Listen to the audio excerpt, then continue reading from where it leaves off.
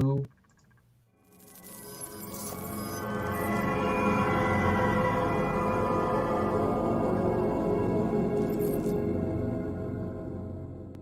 do it live. Fuck it. Good Monday night, ladies and gentlemen. It is I, it is he, it is me, it is PWDE Tepecuyan right here in the Place to Be Reviews, and I am right here with all of you joining me this evening's panel right here on Monday night, going in raw. That's how we do around these parts, baby. Just make sure you got a ride to the clinic after we're done. Joining us this evening, making his debut right here on the Place to Be, is Alan from Doom Scholar Studios. Hey, folks. And also with us this evening, making his return to the show, ladies and gentlemen, Emperor Steve of Franchise History TV. What up, everybody? What up? And last, but certainly not least, in the bottom left-hand square, he is Tony Tone Deaf. What's up, everybody? It's your boy Tony Tone Deaf, the world's wokest warrior, primitive-sided, toxic fanboy, aligned with all of my brothers in humanity. And, you know, I know we don't bring this topic up much on the show, but I just have to address this weekend. Yes, sir. I think what we displayed was some of the heights we can reach as humanity when Tesla launched that Falcon X, or that changed space travel. In 2 years, we're going to have people on the moon. Yeah. So I think that was a beautiful thing, and I think it needs to be acknowledged. Yes. That was really cool, yeah. It's an important moment in history. Absolutely. That was definitely a highlight of 2020. Probably one of the biggest positives to be derived from this year thus far, because pretty much every day I walk out in my front yard after seeing anything on social media or the news, and I just want to like throw my hands up in the air and yell Jumanji, because it's just not funny anymore. It is not.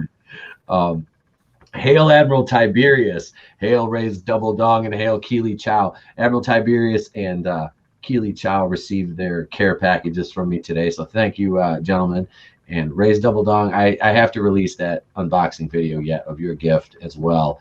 I have it in the final stages of editing, and I did not do a video today. I apologize. I was busy building a Rancor pit and playing with Star Wars action figures with my kid all day.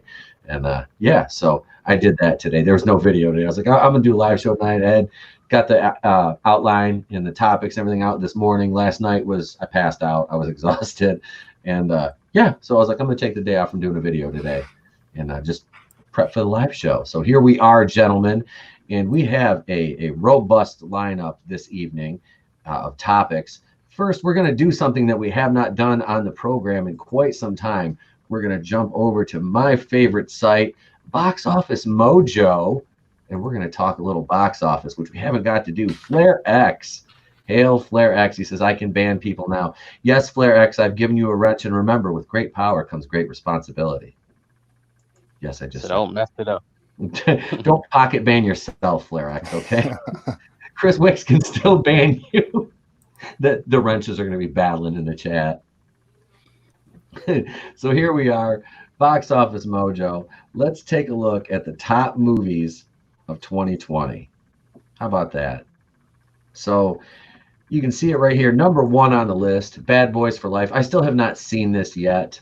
I'm going to go to the video store and grab this one. And the number one and number two, I really want to see. Bad Boys for Life. That's at 204, 417, 855. Then we go down to 1917, which is not too much lower. I mean, you're 40-some million, but 157.9 and 1466. Coming in third, Sonic the Hedgehog, 146. Jumanji: The Next Level. Have you guys seen any of these or all of them? The Jumanji films? I think I saw the first one. I don't remember. I saw Sonic just a couple of days ago. I really liked the new Jumanji movies. I thought they paid homage to the original while still establishing themselves in their own kind of universe, and the cast was great too. It was really hard for I liked the first Jumanji, or the second Jumanji, I guess, but first of the modern era. That second one is really hard for me to. It is hard to keep my attention. Yeah. I rented it with my wife and we sat down to watch it. And I mean, I just kept finding myself either looking at the time or looking away, looking at my phone. But Sonic, I really enjoyed. Sonic, I think it's one of the better video game movies. Definitely. I enjoy Sonic. I enjoy Sonic a lot. Yeah, me too. That was a fun movie. And that was the first movie, I believe. Yeah, that was the first movie I took my kid to see in the theater. And the only time he got out of his chair was when I had taken him to the bathroom, or when he wanted to get up and kind of jump and shout when Sonic would do something cool. Which there was quite a few little kids in there, and so it was all right. Nobody really got it was like 5-6 little kids in there, kind of like going nuts when he did something. But it was really cool because he had played the video game before with me, so he liked it. Yeah. And it was a solid movie. Why does Marsden not get more work? Yeah. Why does he not get more? He's a solid actor. And considering, I mean, most of that chemistry is with the CGI character too. I mean, he is really carrying the movie. I mean, Yep. Not to, I can't remember who voiced Sonic. Not to discredit him either, but I mean, when you're on the set and have to physically react, it's different. It was John Ralphio from Parks and Rec. Ben, I think it's Yeah. Ben. Yeah. He's a good voice actor too. I watched Parks and Rec a lot, and I loved his character, but it's like he's just one of those guys you just want to slap him, But his character's so funny, but he's so annoying. Like Aziz too. Like Aziz, I just want to shake him sometimes because I was like, you're really not that funny. Hold on real quick, because I've seen Parks and Rec, but it's one of those shows I've never seen chronologically or anything. It'll just be on FX or something, and I'll throw it on for. But which one is John Ralphio? He is the Fonz's son, the one that is partners with Aziz in Entertainment 720 and all the various business ventures that Tom Haverford gets involved in. Yeah, because he needs John Ralphio's money most of the time, and then he ended up dating his sister Mona Lisa. That was a mess. Yeah, I remember that. Okay, so before I go off on a Parks and Rec tangent, so that's who he is. Yeah, so he was one that did Sonic's voice. Yeah, that was a good movie. And number 5. This probably Steve's personal favorite. The Rise of Skywalker. What's that? They made a new Star Wars movie. It's not quite as bad as The Last Jedi. Not to quite. me, all bad. Oh, every single one. It was bad. It was bad. Alan, did you suffer through that? I haven't seen it yet. I'm going to at some point just so that I can give I don't know what you want to call it, opinion of it. Yeah, I'm with you, dude. I keep getting told not to waste my time on it. I figure I'm going to give it a shot at the suggestion actually of a family member. Don't say anything without seeing it. Yeah. I'm going to watch part of it. My guess is I'll probably watch like half an hour and then pause the movie, look over at my wife Annie, and say, something, enough, and turn it off. You have to. Oh man, have you heard have you been avoiding hearing the plot, or like have you already heard everything and know everything? I've just been ignoring it. Okay, all right. It's comical. It's so bad at times. So just prepare yourself for that mentally. Just kind of go in and understand what you're getting yourself into. Star Wars comedy. Just the thought of that for some reason. It's not quite as offensive to the senses and the canon as The Last Jedi, but there's times like I within probably the first 10 minutes of the movie, I leaned forward and looked down at my sister and my mom and was like, what the fuck? Like 3 times in 10 minutes. And then audibly when there's a couple times where I was like out loud, like, and I couldn't even control it. I felt bad. I was like, are you fucking kidding me? But I'm just like, oh, it was terrible. It was a terrible movie. Number 6, speaking of terrible movies, Birds of Prey. And it was Emancipation of one Harley Quinn. God. I've seen this one. Movie. Hate that movie. I haven't watched it yet. I'm honestly going to I'm gonna watch it probably next weekend. I'm going to watch this one. So I want to suffer through it. I've pretty much seen the whole movie non-sequentially through like downloaded clips and stuff. The whole final fight scene I've seen the end of the movie. I just want to see it all, congruently put together, but I already know it's bad. I don't think anyone deserves to see it in context. No, we don't. Steve, how would you say, like, because we're talking about Black Christmas, how would you say on the wokeness level, Black Christmas and Birds of Prey stack up to each other? Black Christmas is a 10, and Birds of Prey is a close 8. Oh, Okay, I wow. can see that. That's the way I claim it.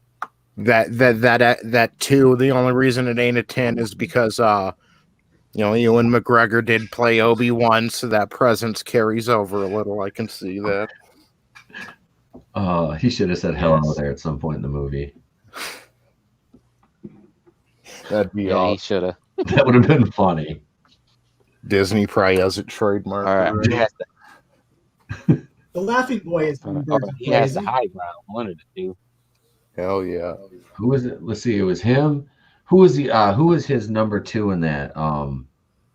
Because isn't that the one? His number 2. Wasn't that the dude that he was supposedly having the relationship with, but they kind of alluded to it, but they danced around it. Oh yeah, Victor Say South, whatever his name is. Yeah, Victor Zaz. Victor Zaz. That's who it was. Zaz. I always say his name. Oh, wrong. Saz was Victor- around?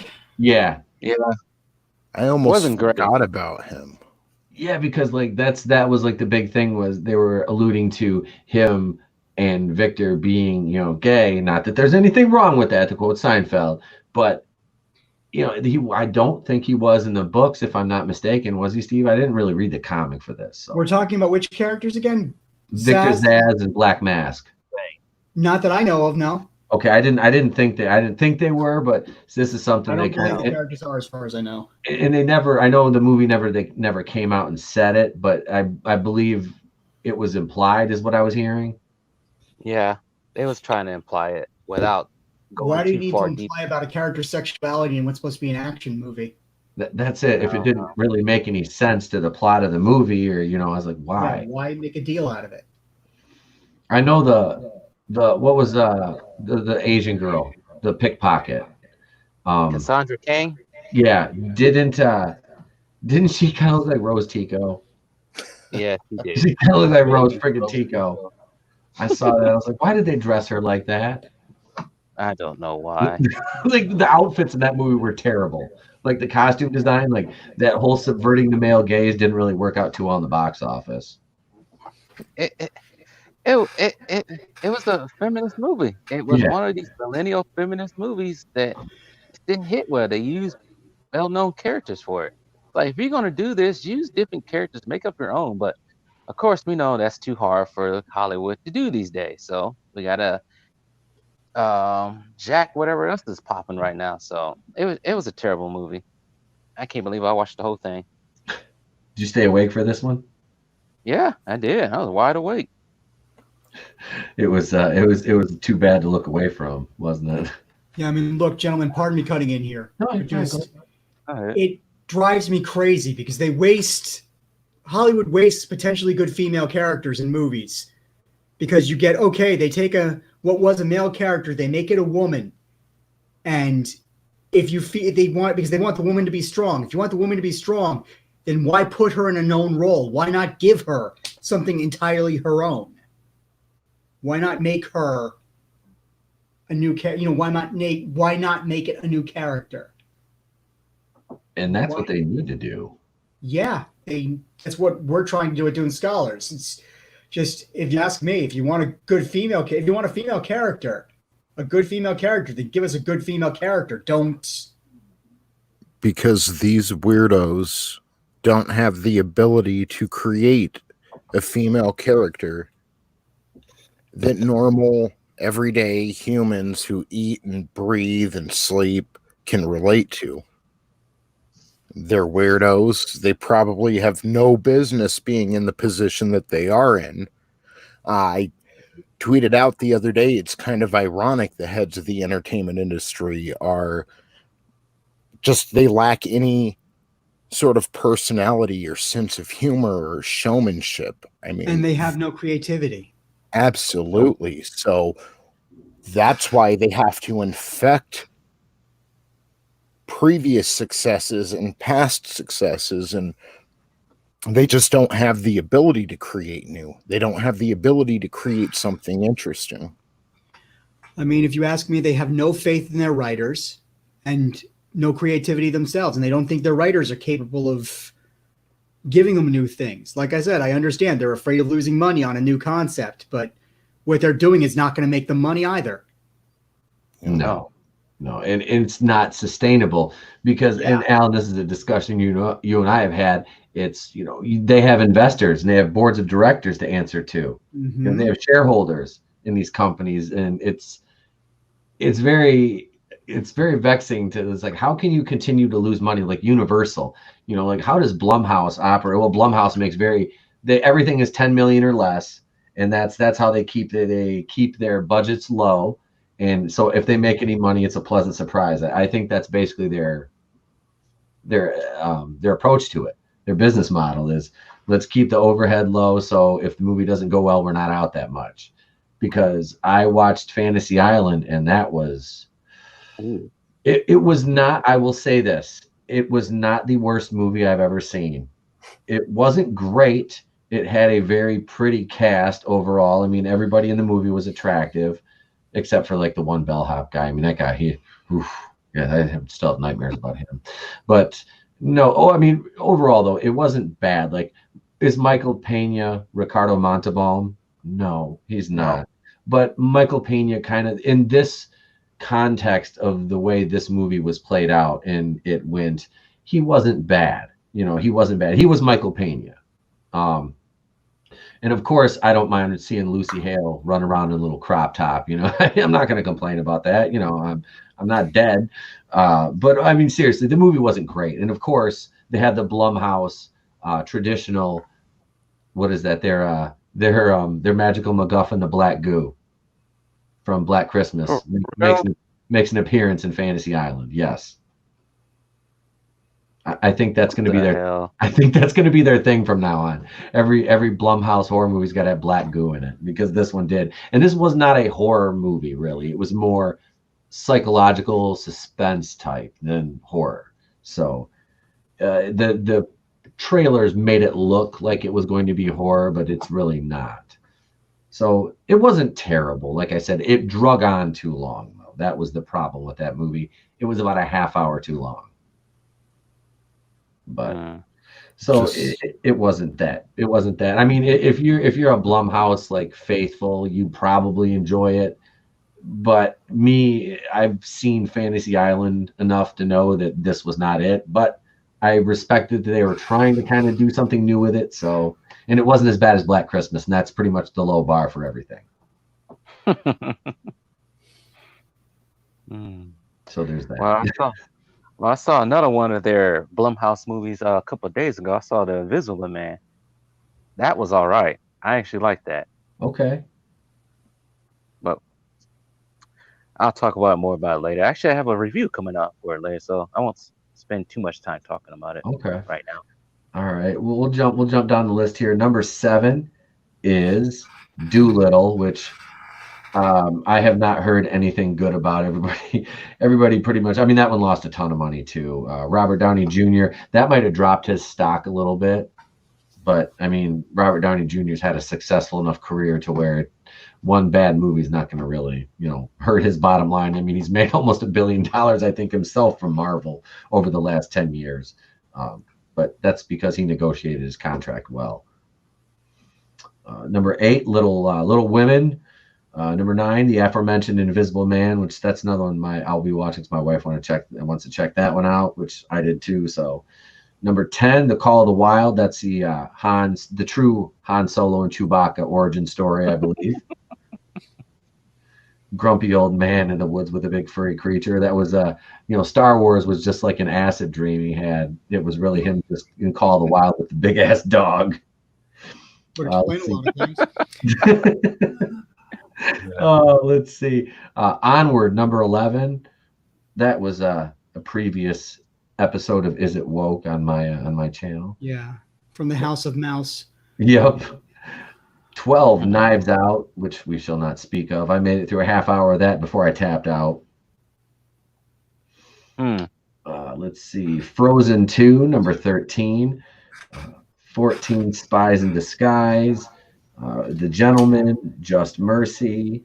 Parasite, which I watched. It took me three sittings to get through Parasite. Don't believe the hype. It is not that great of a movie. Fantasy Island, number 18. Uncut Gems, number 19. And number 20, Like a Boss. So, yeah, that's the top 20 films from this year thus far, 2020. And the theaters are getting ready to open in some of the larger markets, I believe, with, well, I don't know if they are now with everything that's going on outside our doors at this, well, not everywhere, but we all know what's going on outside right now, and it's a very uncertain time. So I want to say thank you all for joining us. I hope everybody's safe and has some sense of security for yourselves and your families. And I do appreciate you spending your time with us this evening, because you could be anywhere in the world, as they say, but you're here with us, and we appreciate you. So, I don't know how strong the box office is going to be this year. I mean, overall, it's a hot mess right now. You ask me, they're going to make a lot more money on streaming and other such things now this year with everything that's going on. Mm-hmm. And who knows if it's going to turn back afterwards, or if this is going to become a more regular thing. And that's the thing. It sucks for the small independent theaters too, like the one in my town. Like, it's not a big chain. It's a family-owned theater. It's been open since 1947 or 8. It's a historical, basically a historical landmark.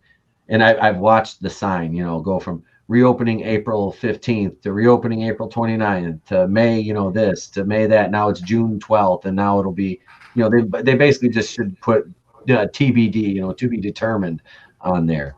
So it's just sad. Yeah. Yeah, it is. Yeah. I can't stress that enough. That it's just this whole, well, first, it was the coof, and now it's the madness outside that's going on. I don't want to get into all that here, but so what we will talk about is the curious case of replacing Ruby Rose. And this comes down to agenda versus ability, and that's basically the best way that I can frame this entire discussion. Now, Ruby Rose quit Batwoman. Those of you know, Batwoman has basically been my bread and butter for the last year. As much as I've hated that, I've made a lot of videos about Batwoman and Ruby Rose, and most of them have been pretty successful by my standards on my channel anyway, and I've been happy with that. Now, she quit, quote unquote, was fired, whatever. She ended up quitting because she didn't like the long hours. Now, I believe this is like a microcosm of the casting process, obviously. And like you said, they're going for agenda over ability. There is probably a litany of other actresses that could have played this role 100 times better, yet they had to reach out for somebody in the alphabet community. And then it backfired on her because they struck back because she wasn't gay enough for them, which doesn't really make any sense, because, I mean, it's like, once you're there, aren't you just considered there? I mean, apparently there's levels. I did not know that, but I mean, I'm a cis heteronormative white male. What do I know? When a show becomes about something like that, that's all the show is anymore. So they want her to be a stereotype. Apparently. That's kind of deranged. Yeah, the character doesn't matter. It's what the actress is. Yeah. What's the point of the show then? Say it again, like I was saying before. Half the people on Twitter are like, what show? Yeah. They're just complaining about her not being gay enough. That's it. They don't care about the show. It's why is she not she's gay? Okay, well, why is she not super duper flamboyant, over the top, rainbow shooting out of every hole in her body gay? Wait, there's such a thing?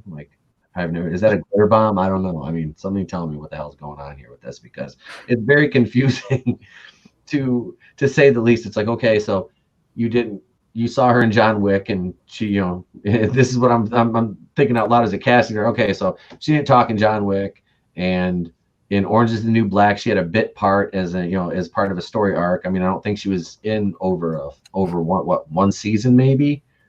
I don't know. I never watched Orange. I watched like maybe 2 or 3 episodes. Yeah, she was only in a season, I think. See, so you based it on that, and it's like she would make a great Batwoman. Like, wait, what? Oh yeah, the Meg too. I forgot she was in the Meg. Yeah, she was in the Meg. I forgot about that. Which that wasn't a bad movie, but no, and she wasn't like insufferable in that, because she was kind of a background character. But you thrust her into this main role of Kate Kane, and it's just like, it was cringy bad, because you could tell like almost she didn't want to be there after a certain point through season 1. And like I said, I've watched every episode like at least three to four times. Oh my goodness. Yeah, it hurts my brain. So unfortunately, I picked up on some of her nuances and her subtleties, and I just was like, she's like phoning it in, and like, this is the first season of this show. It's like it hits a certain point where you could tell the production crew and everyone's like, okay, let's just push through it. We're 12 episodes in. Let's just get it through, and then we'll sit down and take it from there. God forgive me to quote Star Wars, almost there.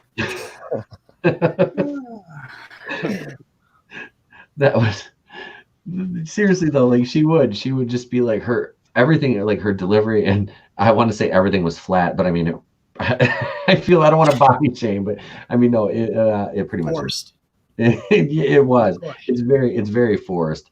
The delivery, her timing was off. She didn't really have that great a chemistry with much of the cast. The kid that plays Luke Fox, the actor's name eludes me because I've never seen him in anything else, but her and him, they worked well together on the screen. I mean, of course, there was a lot of as Jerry the King Lawler used to put it, and Eric Bischoff, there was a lot of HLA, which, I mean, she was obviously right at home there. And like, I don't know if the other actresses were actually like gay or lesbians or bisexual or gender fluid, or however many ways they can describe the alphabet now. I don't know. I'm not a doctor in that. I don't have my PhD in alphabetology, but all I know is, they really focused on that much of the time. And it was like the episodes that weren't woke were just terrible, because not everything that they did on the show was really, over the top woke, because there was a lot of it, but for the most part, it was bad. It was just a bad show. I'll say it again, not about entertaining people when you do that kind of stuff. And I don't mean to offend, but the reason why people who are attracted to others of the same sex shouldn't fight crime is because there's too much of a chance that you're going to end up having sex with the villain. And hear me out. Okay, we've got Batman, and I know, okay, calm down, Twitter. We've got Batman and, flirtatious, marrying whatever, Catwoman and Poison Ivy, and that's a problem, right? So imagine if he was banging Mr. Freeze too. Right. And they're the good guys, so of course they're going to be, so that, I don't know where I'm going with this, and I keep talking, and if someone else can take over now, I think I just ruined my career in 10 years. They're going to come cancel you in 10 years for that, Tony. It's going to come back. They'll get you. 2030's right around the corner. Oh, don't say that. No, they'll come get you. Stop it. Oh, God. I just couldn't watch the show because they just kept freaking putting dirt on Batman's name every episode. I couldn't do it anymore. I stopped after the Hustle episode. I said, I'm done. I can't do this no more.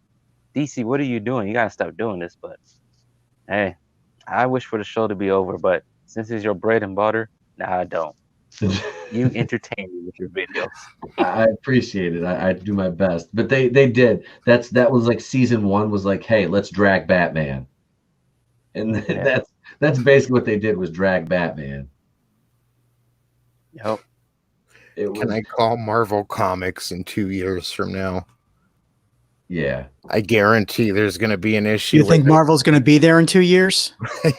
This is true. This will be their swan. This will be their bow out. This will be their curtain call. Okay. There's going to be, or sorry, not even Marvel. I'm tripping. DC. Okay. There's going to be violent demonstrations against Batman soon. I promise. Or Captain America or one of our superheroes, because right now, one of these weird creators, they're getting inspired. Yep. Oh yeah.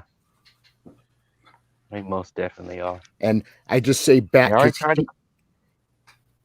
just Batman would fit the best role for that, because he'll go out and he'll, whoop on someone. And yeah. Did you see somebody showed up in Philly at one of the rallies? This is the only reason I bring this up is because he was dressed in full Batman costume. Yeah, I saw that. My cousin showed me that. I was dying. I laughed so damn hard when I saw that. I was like, he should have been running through going, "Where's Bane?" Yeah. That would have been fucking great. I was like, oh, dude, because the video was great because everybody around was like, "Oh shit, he's here." I just saw the picture and there was a video to it. Oh, That's dude, there's a video and you can see, dude, he it's perfect because he walks through like all this fucking smoke and just stands there and he's looking around and he's like, "Oh shit, he's here. It's like, oh my god." Like nobody even approached him. Like, this guy's got nuts. Like he just like walks straight through in Batman like garb. That's funny. It was hilarious. I'm serious though. That That's is somebody dressed like Bane for them too, just to have it out. I'm thinking it ends up being someone on like the FBI's top most wanted list, just walking through the protest in Batman garb, and nobody realizes. Gets away with it. Yeah. I had a mask on. They didn't know it was me. Oh Lord. John Wayne Gacy, is that you? Oh. I'll get you next time, Gadget. Damn it, Claw. All right, Dark Side, yeah. Okay, so speaking of Dark Side, not to go off on too much here, but I watched that show Teen Titans Go with my kid, and he's 4.5, and I probably should not let him watch that already. But there was the episode with Dark Side where the Teen Titans, they go to the Hall of Justice, and they break in and they steal the superheroes' outfits. And then Darkseid has kidnapped like the entire Justice League, and they try to go save him. And Darkseid turns out to be Weird Al Yankovic. Yeah, I know what you're talking about. I heard about that episode. It was so funny, dude. It's Starfire gives him. She's like, "You sound like you have the frog in your throat. Here, Mr. Side, have one of these," and gives him a cough drop. And he's like, "Oh, that's better." And I can't do a Weird Al, but it comes out and he's like, "That's better." Yeah, and they're all like, "You sound like Weird Al Yankovic," and he's like, "No, I couldn't possibly sound like that." Like Cyborg gets all mad because he's like, that man is a national treasure. Oh yeah, and it's really hard to look at Cyborg the same way now in the cartoon, because that is Ezekiel from The Walking Dead. Yeah, it is. Kari Payton. Yep, that's right. Yeah, he's great. Like, I love him as Cyborg, but man, like I said, I love King Ezekiel. I was like, it's so crazy seeing that's him though now. But hey, it's amazing who ends up where. Yeah. So to round this back to Batwoman, because we're talking about the Batman and all. So there's a lot of actresses that they have been rumoring for this role, and one of them, I'm going to share this here, is a WWE wrestler named Sonya Deville. I don't believe I've ever seen this young lady work before, but she is, her representatives are pushing for her to get the role of Batwoman. And it says, if rumors are to be believed, it appears representatives for WWE superstar Sonya Deville, real name Daria Ray Bernato, are pushing hard to land her acting roles, including that of DC's Kate Kane, following Ruby Rose's departure from the CW's Batwoman. And according to Dave Meltzer, Her talent agency, Anderson Group Public Relations, is pushing her for various acting roles, with rumors suggesting that she could actually be in the running for the role of Batwoman, notably after Why it came would she to want it? that's what Yeah. I don't, unless she really wants to get out of wrestling already and get into acting. And I mean, God, That's not acting. yeah, I was gonna say, bless your heart, you sweet summer child. I don't think you know what you're getting yourself into, honey. I want 10%, damn it. Yeah, Vince is gonna get his. I'll loan her to you. She's just on loan. I'm still keeping her under contract. Pardon me Yeah. being so silly, but a lot of what we get out of Hollywood these days isn't acting. I don't know No, what you yeah. call it, but it's not. Let's see. Okay, It's what Britney Spears is to singing. she doesn't. I'll hire her. I'll hire her to just hang out with me and do stuff and not talk at all. She doesn't have to talk at all. She'll only have to open her mouth at select times. DeVille does have acting experience, having starred in such films as Fratello and is that the Fratello? Is that a spinoff from the Goonies or was that the Fratellis? I don't know. No idea.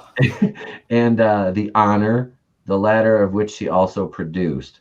I've never heard of either of those. Not to say that they're not fine pieces of cinema, but yeah. So that's Sonia Deville. Another actress they were rumoring for that was Stephanie Beatriz from Brooklyn Nine-Nine. I'm trying to think of the other one. She was also in the running for She-Hulk, or was wanting the role. She's pretty. She's funny on Brooklyn Nine-Nine. She's the very skinny one with the big. She kind of has bigger hair. She's the very quiet one. Always wears leather. She's like kind of snarky and bitchy at times. Never really saw that show like that, so I wouldn't know if you explained it to me. I have to look it up. Oh, Brooklyn Nine-Nine? Yeah. I never really saw that from like that. I liked the first season, and after that, I kind of was like, I'm done with this. I don't know. It's not a bad show, but let's see. Wait, Flair X says they need to drop the coin on the gal from Deputy. Dude, that's she. If they really wanted to replace Ruby Rose and go with like another, I don't think that she's actually, the girl is not a lesbian though. I don't think she is. I'm not sure. It's Taylor Bex Clausen, I believe is her name. Yeah, Taylor Bex Claus. She was on that show Deputy with Steven Dorff that just got canceled. I mean, does it say on the Batwoman application, do you eat pussy, right under your name? I know, seriously, dude. That's one of the things they said. They're like, we're going to find a new actress and she's going to be part of the LGBTQ XYZ ampersand pound sign club. She has to be. Like that's basically it. And this, yeah, Taylor Bex Kloss was on the show Deputy. She played a lesbian at first, and then she was not sure. She was kind of gender fluid. So, I mean, but honestly, the show wasn't bad. I was kind of pissed it got canceled because Steven Dorff played this old school cop, and it was kind of cool. But she does have the look to play Batwoman. Hang on, I will show you. I will show you. She looks like a Batwoman. The only thing is she actually had some personality on that show, but this is her right here. Oh, I can see that. Seriously, dude, like she could be she could play Batwoman. Like totally. You know what they should do is just screw Batwoman. It's a lost cause. Go away long enough so people forget about it and you can try again.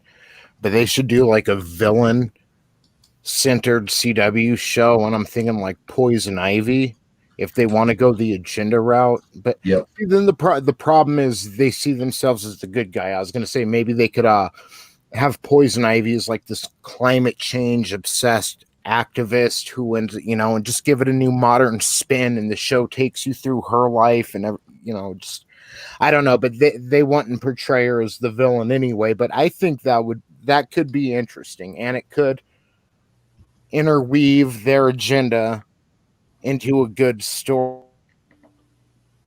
if they had the writers who had the chops to put it together.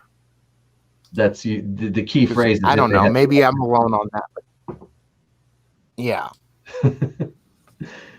But it would be something new. I mean, how many hero shows have we had now? It would be something different. It would allow them to inject their bullshit into the show, and who knows? Maybe it'd just be a little different. I agree with you. Plus, I'd like to make you sit through each episode 3 times.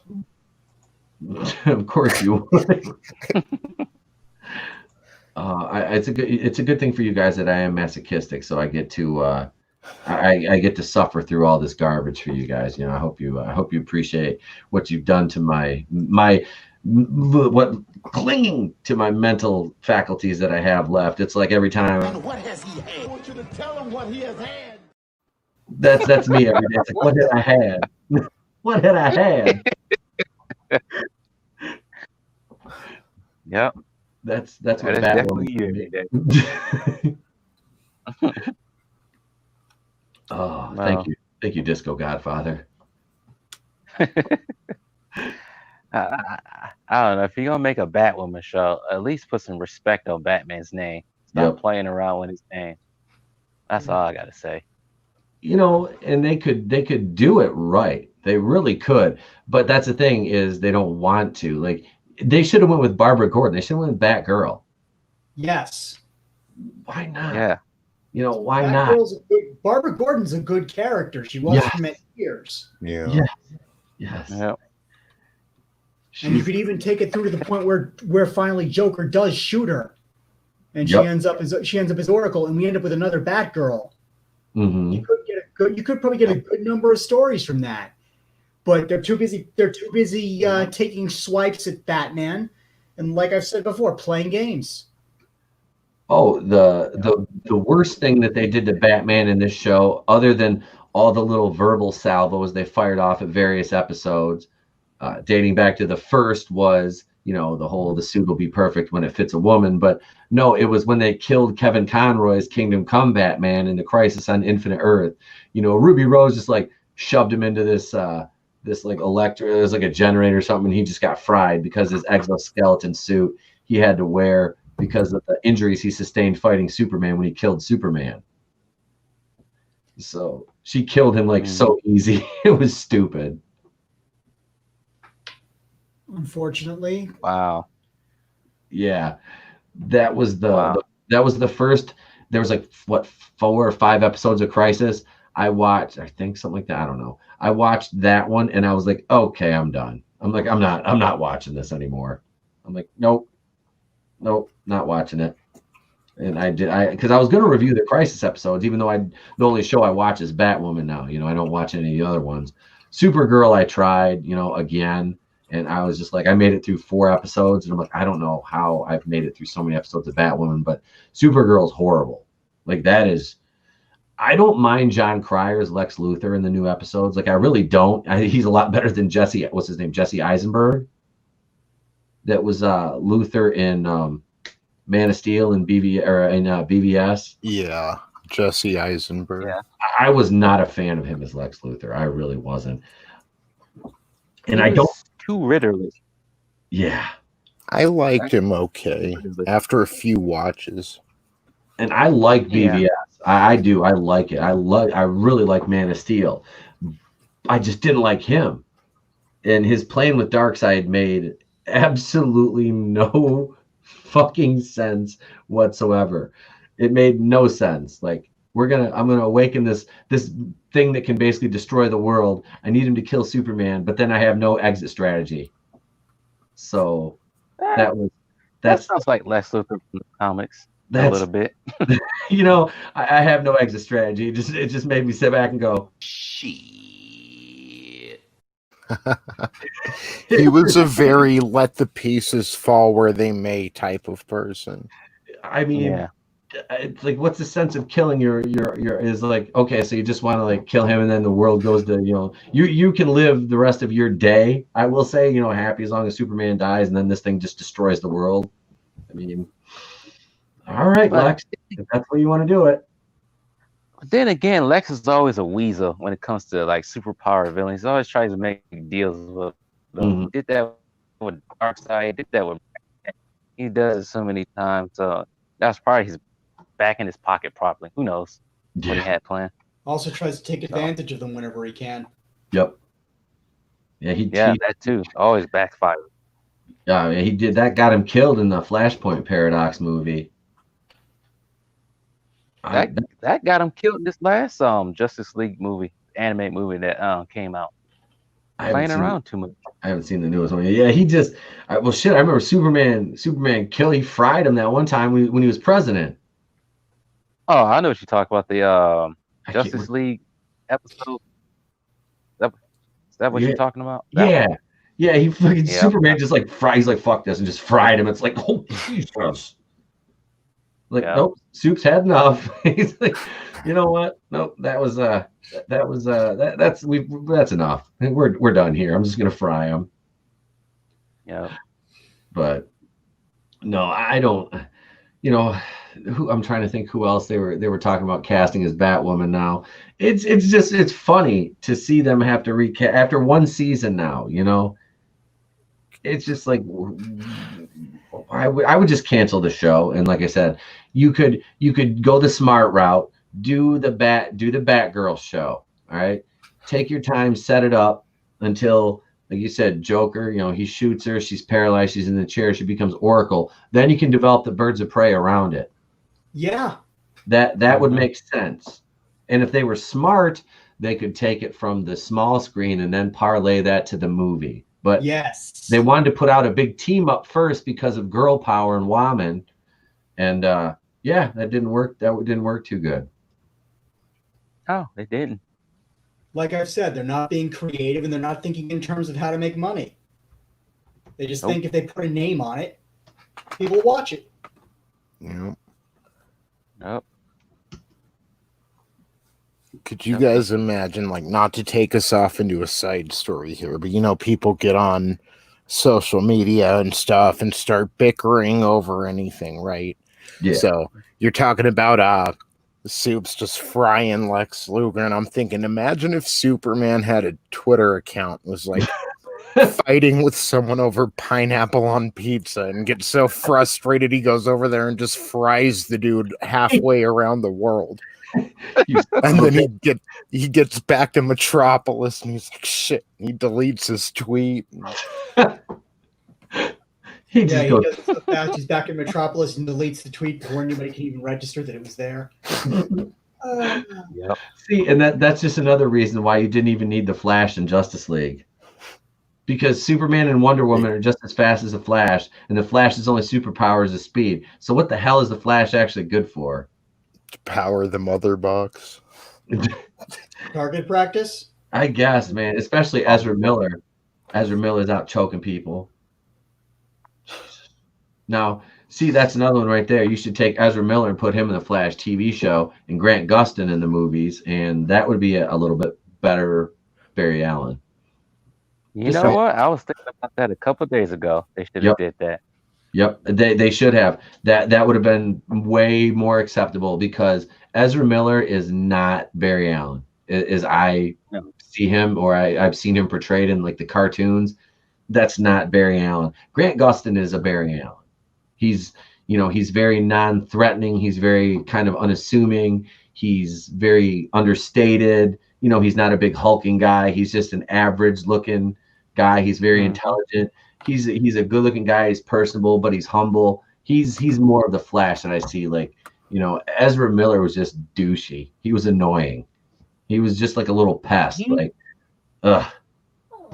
He should be a villain in a DC. I'm trying to think what villain he should be instead of being the Flash. I can't think of the villain right now. I'm thinking of right now. So, but yeah, he's no Barry Allen. Not even a Wally West. Not even a mix. What the hell do you say? Mix his pit liquor. What the heck it is? Just make him that if you want him to be maybe Toy Man or something like that. Who knows? Yeah, he's not he's not good. He's not good at all. No, they don't need him at all. Like I said, that's a role that, I mean, it's like it'd be like moving up Grant Gustin from JV to the varsity, you know. Yep. like, hey, we got a deal. You know, you're going to end the TV. This what because the Flash TV show should have ended probably about 3 seasons ago anyway. So I would end it and be like, look, man, we think you're good. We want to see you move to the next level. So, you know, the Flash, that would be like the Flash solo movie. If they would have done that, like I would have even liked a Cyborg solo movie because I think the character Cyborg is cool. I do. I think it's cool. I think his backstory is kind of neat. You know, you could have done. I don't know if a Cyborg movie would have went over well. I mean, depending on, I don't know how it's marketed. Got the right actor and a good story. Yeah, it could. The kid that played him wasn't bad. I can't think of his name. Not bad. Ray Fisher or something like that. I think that's his name. You have a great story. You have a good storyline. You can make it work. Yeah, he wasn't bad. I didn't think Cyborg was. I didn't think he was portrayed that badly. They definitely, in all these rumblings about Ben Affleck coming back as Batman for the HBO Max stuff, that would be nice because he's the best Batman since Michael Keaton. I'll just go ahead and throw that grenade out there. I do. I think he's the best portrayal of the Bruce Wayne that I see as this, especially now, the way Affleck's like he's in his 40s. He looked like Bruce Wayne. Like when Ezra Miller, I think it was me and Tony were talking about this the other day when he said to him, he's like, what's your superpower? And he's like, I'm rich. Like that's basically, it was me and Sal, but that was it right there. I was like, that was a perfect, like his delivery, everything like that. He is Batman. Yeah, he is. And I hope they do get him back because I don't like Twinkle Toes. Get Twinkle Toes out of here. I don't like him. He doesn't deserve to wear the cowl. Yeah. No, he doesn't. At all. I'm not a I don't understand that. Go this ahead. is coming from, and my bad, dude. I didn't mean to, but this is coming from like a subjective place. But I'm just kind of not a fan of the whole style of all of it. How is this? Cowl was coming together in those pictures, and then, I mean, the Batmobile's cool, but just, I don't know, man. I'm just kind of not feeling what they're doing with it. And I said this a few weeks ago. I think he's going to end up being, and I hope not, but I think he's going to be the Jared Leto of Batmans. How about we do a Sci-Fi Channel Batman movie with Robert Pattinson and Jared Leto as Joker? Put those two characters in a Sci-Fi Channel movie. There you go. Look, I still want to see Batman: The Dark Knight Returns. It's a great comic. And as far as I'm concerned, the version they did for the cartoon still I've never seen of Batman. Oh, the cartoon? Yeah, do you remember the one where they had the kids discussing who Batman was?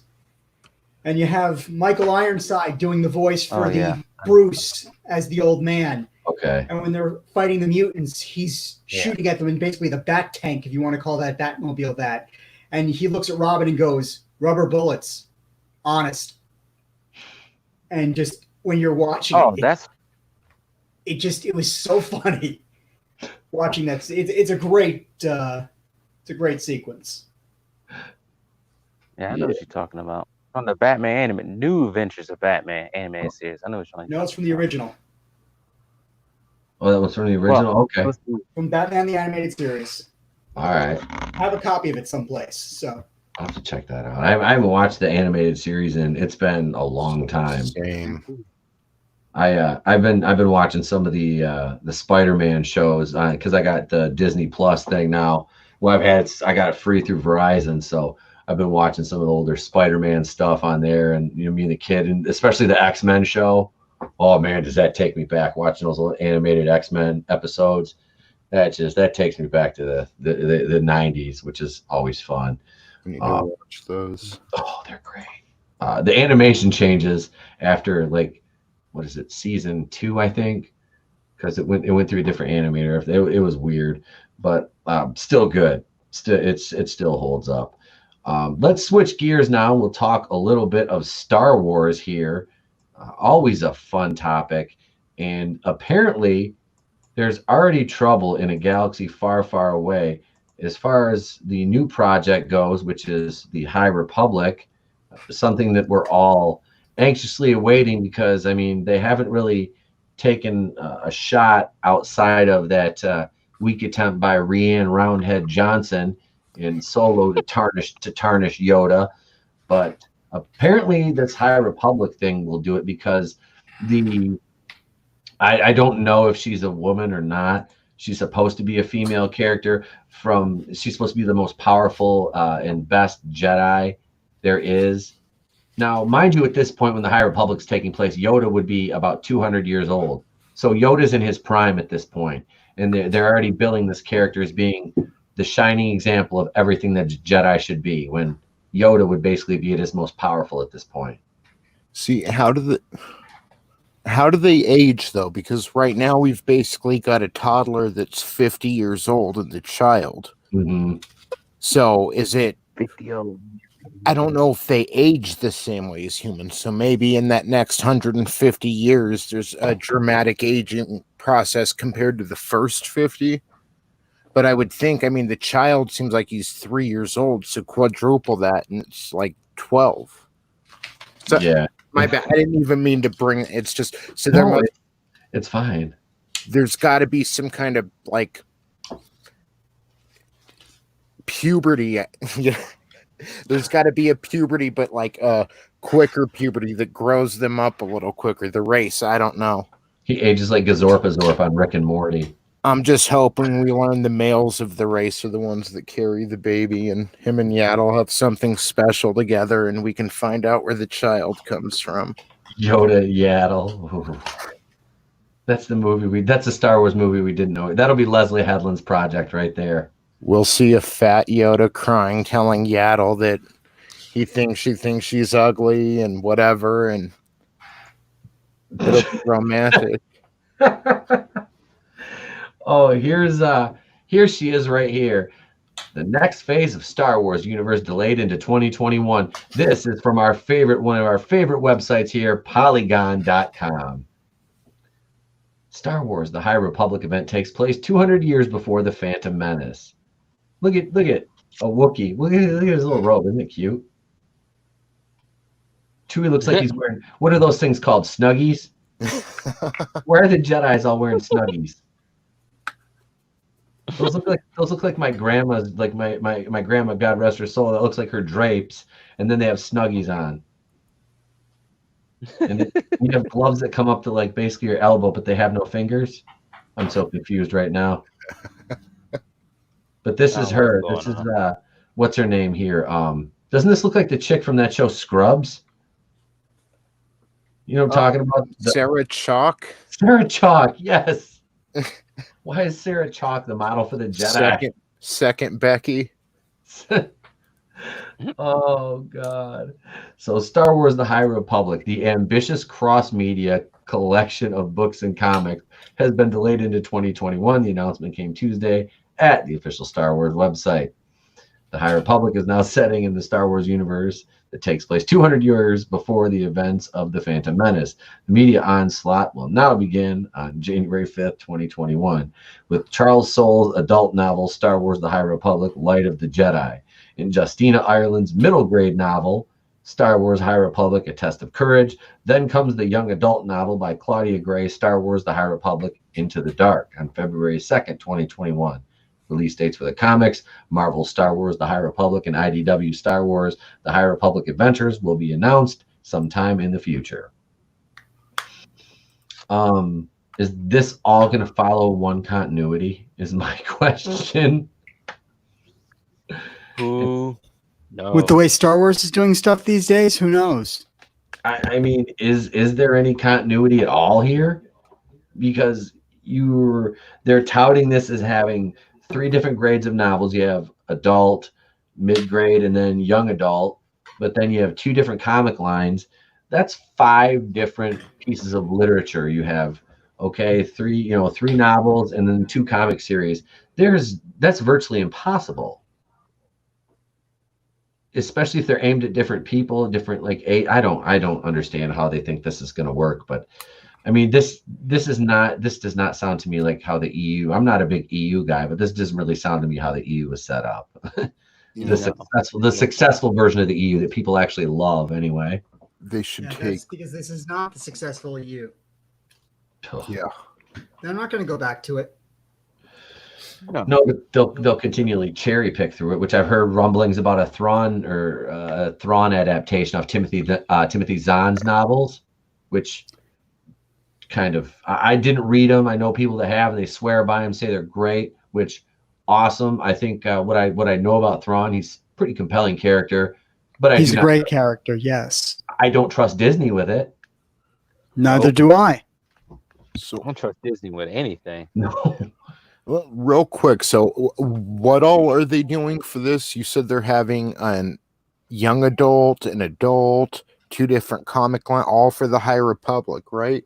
Yes, and that's not counting anything that they're going to do on Disney Plus for shows or movies. So let's just take this to a fundamental level for a minute. Let's say I'm starting a YouTube channel. I'm telling you guys, hey, I'm starting a YouTube channel. I'm going to do this, and I'm going to do this, and I'm going to do this, and I'm going to do this. And I hand out this list of things. I mean, it's just sit down. And this is Jon Favreau's approach to how the MCU was born. Just make one good book. Yes. Or one good graphic novel. Just don't worry about the 15 other comic lines and this and that. Stop that. Just sit down and tell a good story and build off of that. That's all you need to do.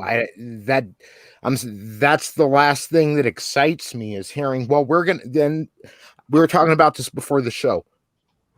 Put the pieces to the puzzle together before you announce this. I don't want to hear about your 16 different age groups for books. I mean, just write one good story that everyone can enjoy and build from there.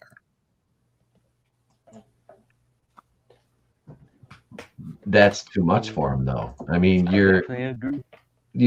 that's what they should be doing. Absolutely, Tony. You're spot on with it. But it's like they want to throw all these different irons in the fire and try to reel in this audience that they already have. Like literally, they have a built-in audience, but apparently, they don't want our money because we're not the 20-year-old blue-haired weirdos on Tumblr and that are doing Raylo fanfic. I mean, those people don't spend money. They don't spend money. So why don't you go after the people who have the disposable income to spend on Star Wars and that already have been spending money on Star Wars? Why don't you say, hey, look, you know what? We know we've wronged you, but let us make it right. Oh, that's right. You started to do that with The Mandalorian, and now you want to fuck it up.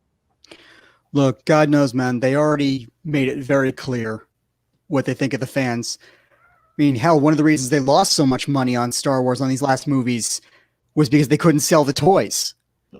Yes. I've seen video of stuff for like 85% plus off for sale in toy stores, and they can't get rid of it. Yep. There's all supply and no demand. Yeah, Yep. Lucasfilm used to make a whole ton of money off of toy sales on Star Wars, and they're not now. Yep. Actually, I went to Walmart the other day. They don't even have Star Wars toys anymore. It was empty. They moved DC and Marvel toys around. So there's no more Star Wars section at the local Walmart near me. Somehow, no surprise. Ours still has it, but it's very, very small. Like there's more Jurassic World toys than there is Star Wars. There's more Fortnite action figures than there is Star Wars. Sad. It is. Yeah. It's bad. I mean, when the DC section is now bigger than Star Wars, because Marvel always has like a ton of shelf space. DC had a smaller section, and then Star Wars was usually way bigger. Star Wars used to be like it was like Star Wars, G.I. Joe, Masters of the Universe. Now like Star Wars is down to like almost an end cap. Yeah, Star Wars has gone to garbage. There's a stigma to it now. Oh, absolutely. And I bet it'll end up having a resurgence in 20, 30 years. And there'll be documentaries made about this time, about how it was cherished for so long, and then the dark times, and now it's coming back, and Disney will hype a new movie after it's been years, and it'll all just repeat And that's the sad thing is it doesn't have to be that way. No. It doesn't have to, but Disney is so blinded by their how did she say, sheer fucking hubris that damn you, Picard, that they won't do things properly outside of the Mandalorian, which I think they're falling all over themselves to try to ruin that too. Do you think we're witnessing the Civil War? Like the Mandalorian is one side of that, and then this Leslie Headland stuff is a response to that. I absolutely do. Yeah, we're going to give them a good story, and now we're going to give them what I say we're going to give them. I absolutely, that's exactly how I see it, because why on earth would you knowingly hire somebody who worked for Harvey Weinstein, who is a lightning rod for controversy? And that's right, because Kathleen Kennedy went out of her way to hire this woman who is, she knows more than and the defenders. Well, I love how they say she only worked for him for a year. So she was only his personal assistant that handled a lot of most of his day-to-day business. Only a year, only 365 days of working for a man who everybody knew what he was doing in Hollywood. I mean, come on, that's just, to believe otherwise is just an exercise in, what is that? Cognitive dissonance, I believe. Let's be honest here. She's got dirt, and I think we've all had this discussion point. She's got dirt on Iger. Headland does, through Weinstein. Iger wants to run for president in 4 years. So Iger cannot do anything to fire her, cross her, or Kathleen Kennedy, or a lot of his dirty laundry will probably be made public. And I'm sure there's a lot of dirty laundry. I got your balls and I can twist them or massage them, Bob. Yep. Mm-hmm. And coming from her, that's terrifying. Just don't tell Frank. I was even talking about Kenny. I was talking about Headland. She looks like Meatloaf back in like 1979. She lets her hair down. If she wore a denim vest, I could see her singing "Paradise" by the dashboard light. They've got about the same jawline, wrinkles, and everything. Doesn't she look like Farquaad's like junky older sister or something who recently got clean? And yeah, never mind. I was gonna say Farquaad's the governor of my state. Yeah. I've got Governor Farquaad over here. I just want to see her at one press conference come out and address us all as fairy tale creatures. I just really want to see her say that. Attention, fairy tale creatures. I could just see her doing that. But so I was talking about the Mandalorian before I get too far down this damn rabbit hole. Let's go over here to one of my least favorite websites. Another one, Cinema Blend, which is they're ripe for parody most of the time, but we'll check this out because it's about Mandalorian Season 2. It says the Mandalorian Season 2 may suffer from a classic Star Wars problem. Toxic Intheld. Well, I mean, look at Mick Jost. Doesn't he look like he'd be the utmost expert on toxic intel? Oh, yep. Oh, let's see here. What do we got? See, Mandalorian Season 2 is on the way, and the hype for the sophomore season of the live-action Star Wars series has only built in the past couple months. That's thanks in part to a large number of leaks and reveals about the upcoming season, which tease an appearance of some familiar characters. The news reveals the Mandalorian Season 2 are just about as exciting for me as they are concerning. I fear this season will suffer from a common problem that has plagued Star Wars franchise for years. While reveals do help build hype and excitement, I'm of the opinion that the excessive information rolled out ahead of the Mandalorian will hurt this coming season more than it will help. I mean, look at that face. Isn't that so adorable? That's the only thing making them money right now. Is baby Yoda. You can't punch Lucasfilm in the face when they're holding a baby out in front of them. That's what they do. They put Baby Yoda out there, and they're like, "Look, I love this thing," and we're all like, "Damn you!" damn you, Lucasfilm. Even after The Last Jedi, even after The Rise of Skywalker and Solo and Star Wars Resistance and all the garbage toys, you throw Baby Yoda out there and we're all like, aw. Not me. It's like that ex that comes back and she's just there one night and you come home drunk and you've just you've lived alone for so long. It's just like, you know what? I really whiffed my way down the bar skank ladder, and this is the step that makes me go to rehab tomorrow morning. So I'll go ahead and jump off the ledge right now. That's basically what it is. So far, it has been reported, whether by Disney or unofficially by reliable sources, and no, this isn't, we got this covered, that 4 characters with significant ties to Star Wars will appear in The Mandalorian Season 2.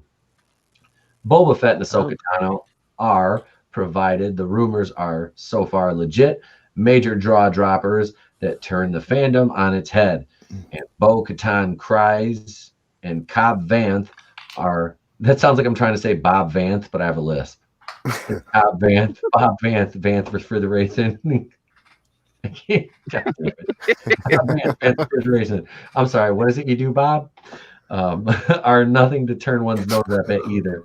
Who would name their kid that? Cobb Vanth. What should we name him? Well, his head looks like a fucking cob.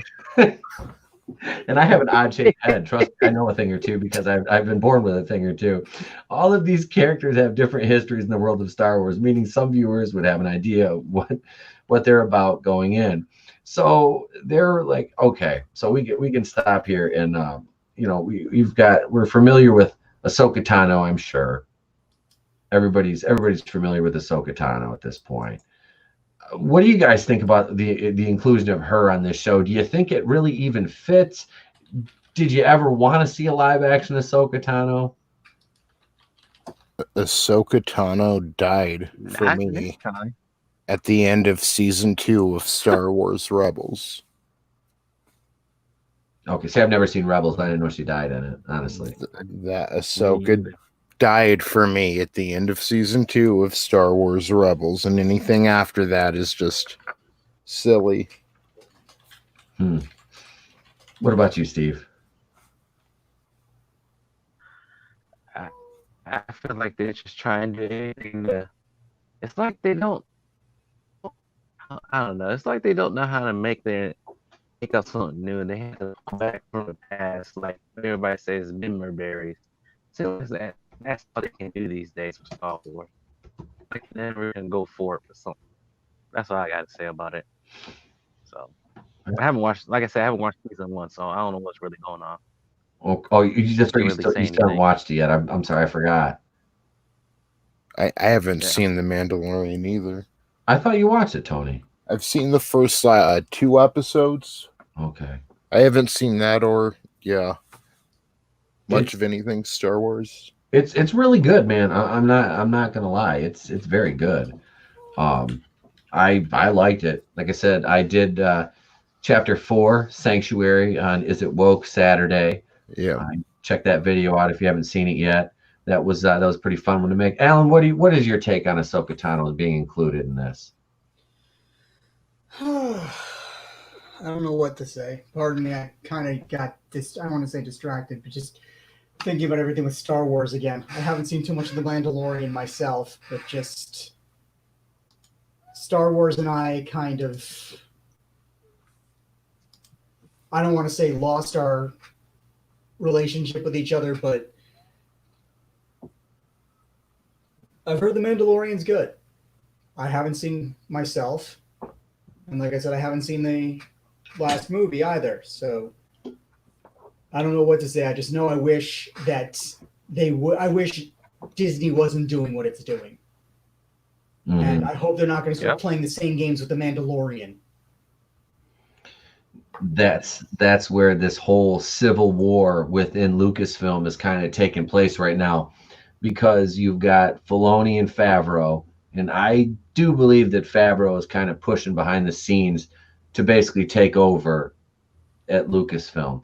Kennedy's contract is good through October of 2021. after she re-signed that contract in it was like September, October 2018. They leaked to the press that she'd been re-signed for 3 years, 3-year extension to her contract. And that was funny because that was the timing, that time frame that everybody, the big channels in the fandom menace, were all talking about. Kennedy was going to be out. Kennedy was going to be out. Basically everybody was. If they'd gotten rid of her, the situation would probably be totally different now. But unfortunately, it would. But that's the thing, is they can't fire her because she's a woman. No matter how incompetent she is, how ineffectual at her job she is, they cannot fire her. Because the whole point behind money to the cover job it. she has is she's supposed to be making a profit for the people who pay her to make those movies. Doesn't matter if she's a man, if she's a woman, whatever. Yeah. Her job is to make money. And what she's doing is not making them the kind of money that Star Wars has made in the past. And just when a person comes to the point where to say, when somebody looks down on you, when somebody says you did something badly, or like a movie does badly, like what is it about what happened with Ghostbusters before? Mm-hmm. When somebody has to do that, when you have to say it's because of race, or it's because of sex, or it's because of whatever, pardon me, but it's beating a dead horse. Because then when race actually does become an issue, or sex actually does become an issue, nobody pays attention to it because people have heard it used too much. Yep. If you're not good at doing something, okay, you're not good at doing it. She's not good at making movies, or at least not making Star Wars movies. If she's going to be making movies, maybe she needs to be doing drama or something other than science fiction. Yeah. But saying, oh, you're saying this because she's a woman. No, I'm saying it because she's not doing a good job. And how much money she lost to shareholders. Yeah. Look, as I look at it, I'm just starting the company that I keep mentioning, Dune Scholar Studios. We're just getting started. And God knows we're looking for money to everything. We're trying to figure out how to get started. But the way I look at it is that if somebody gives me money, let's say, okay, I have somebody invest in my movie.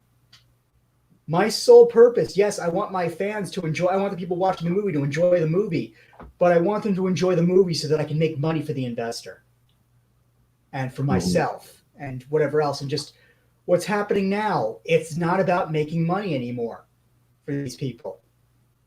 Like I've said about it being a lecture, that's all this is. And who goes to a movie to be lectured? If you want to lecture, go to school. Yep. Exactly. I go to a movie. If I spend the money to go to a movie theater, which, believe me, I wish there was stuff I wanted to go watch now and go see. But if you spend the money to go to a movie theater and spend the money to buy that popcorn and that candy, you go in there because you want to sit back and enjoy yourself. Maybe if you're not by yourself, you're with somebody you love or with a friend. You're trying to have fun. And this isn't fun. No. No, I hate that, because you go to most movie theaters, like a bigger theater, and you're paying what, $12 to $15 for a ticket. 2 things of popcorn, that's another almost $20. Couple sodas right there, you're at like $15. So you've got 40, 50, $60 wrapped up in like 2 people going to the movies. That's not counting if you went out to dinner, had a few cocktails, whatever, before you're going to do it afterwards. You're talking at least a C note for an evening. Just going to the movies and dinner, at least, okay? And you're gonna tell me that you're gonna put out a half-assed product that people are already invested in the brand. You've got 40 years worth of people invested into this brand, but now you're saying because we don't check the right boxes. Well, you know what? Here's a big middle finger to you and your money. We don't want you. Go ahead. You're dismissed. It's like, wait, what?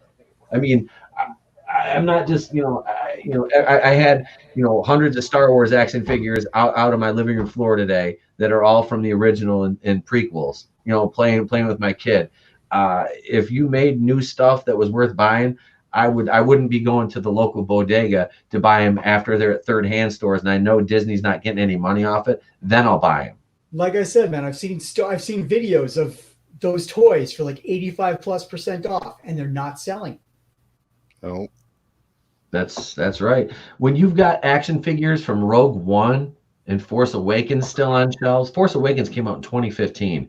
Rogue One was what 2016, because then you had Last Jedi in 2017 and Solo in 2018, and then Rise of Soy Walker in 2019. You've got stuff from 5, almost 6 years ago now sitting on the shelves, rotting still. Like every time I go to either the bodega or there's a couple like little dollar stores and merchandise outlet here right by my house. We go there looking for random action figures from time to time, and I mean, there's Jyn Ersos, there's Rays lined up on the shelves. I've seen Holdos. I mean, it's like these do not sell. They do not sell at all. Nobody wants this stuff. It's just an aisle full of. And Tony, I've said this Tony, Steve, I said this to Pete before.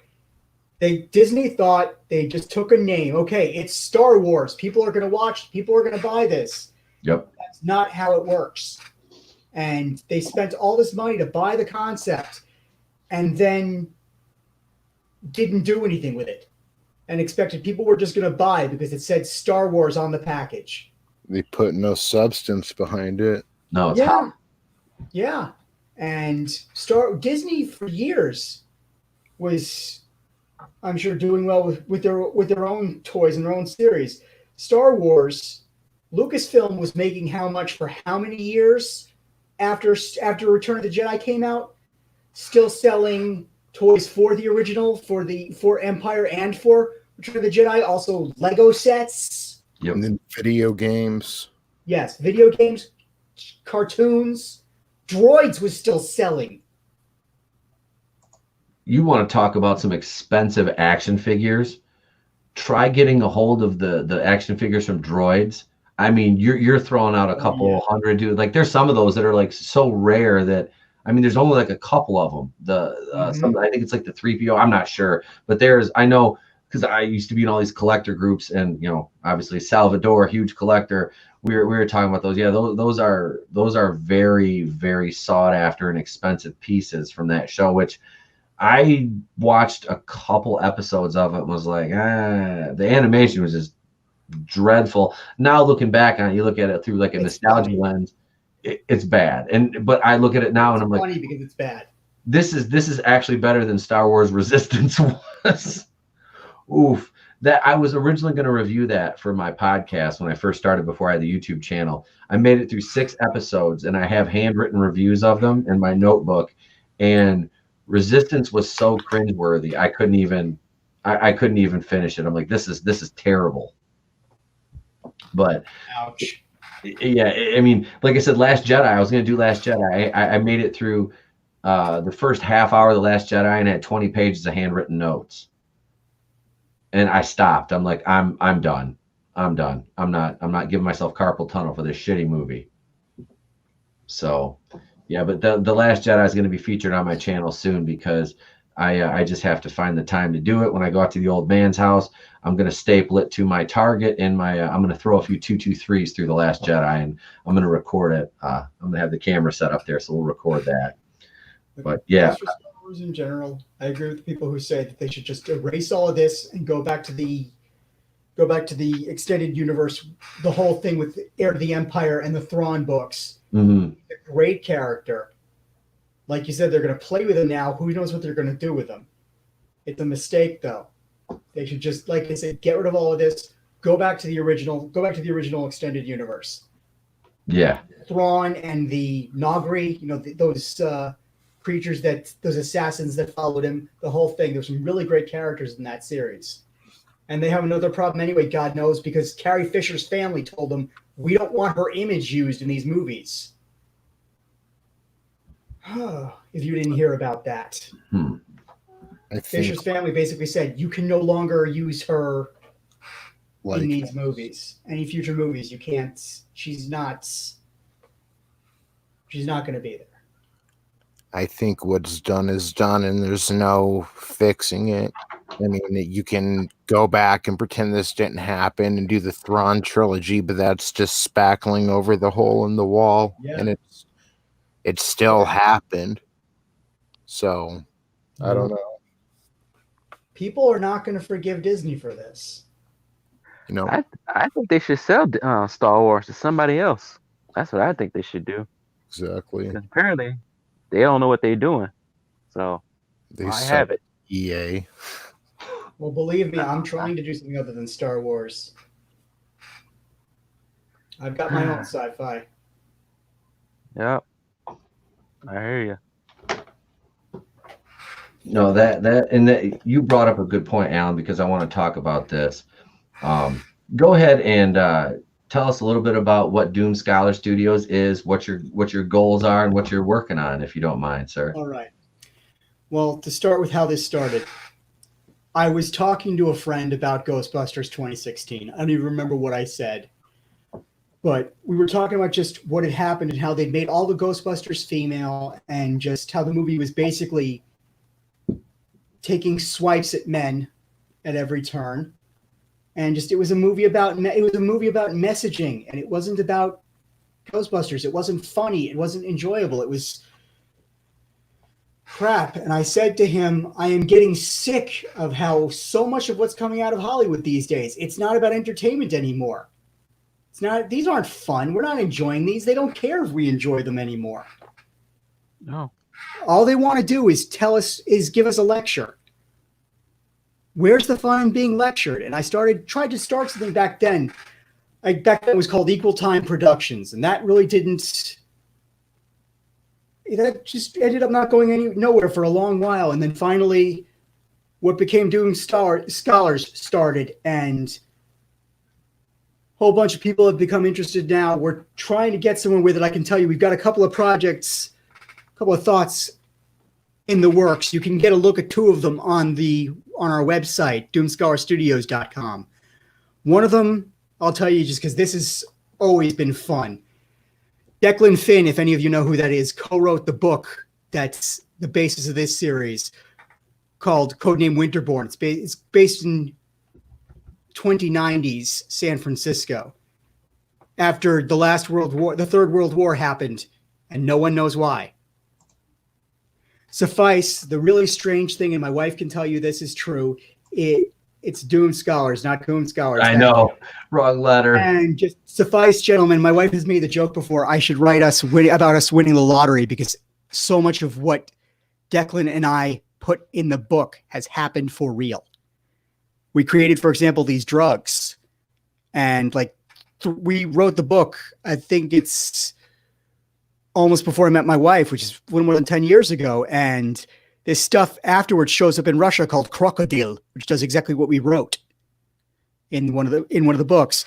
Some of the gangs we came up with in the books have shown up for real. Annie, as I said, has said, you should write us winning the lottery. I'm just hoping that war that we describe in that series doesn't happen. Would be crazy, but suffice, we've got that. We've got something, I don't know how many of you are fans of steampunk, but if you don't know this, there are other groups of that too, not just steampunk. There's a whole ton of others. There's one of them actually called sandalpunk, which is based out of the old Roman empires with some very advanced technology. And that's actually part of where a series we're calling Bare Soul comes from. I'm not going to go into any real detail about it because we're still working on it and I don't want to give anything away, but just suffice, it's a very unusual universe. There's more than just, like I said, there's more than steampunk there. There's also what's referred to as diesel punk, sandal punk, bronze punk, a few other things. We've got a lot of things to work with. And the last item I will say is just something dramedy set in World War I. Actually, about a very unusual man, a real man who does exist. He was around during the wars. He's actually responsible for breaking the German codes. Can't remember if it was World War I or II. And this gentleman, strangely enough, you'll believe this, kept a bowl of Quaaludes on his desk for his men if they needed something to get themselves working again, which I personally think is nuts. But the really crazy thing, they asked him, how do you do this? How do you break these codes? And he says to them, well, I sit there and I stare and I stare and I stare until it makes sense. Television, I know this all sounds unusual, but television and movies are supposed to be different, creative, unique, and enjoyable. Things people can watch more than once and still enjoy as much as they did the first time. And Hollywood's not doing that anymore.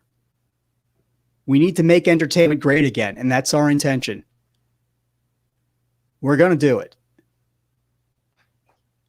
Don't know how long it's going to take us to do it, but we're going to do it.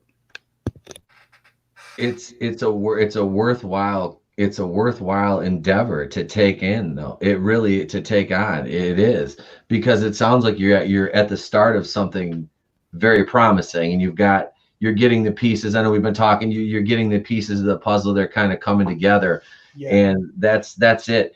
It's like all it takes is one thing, just one thing to kind of set, the wheels in motion.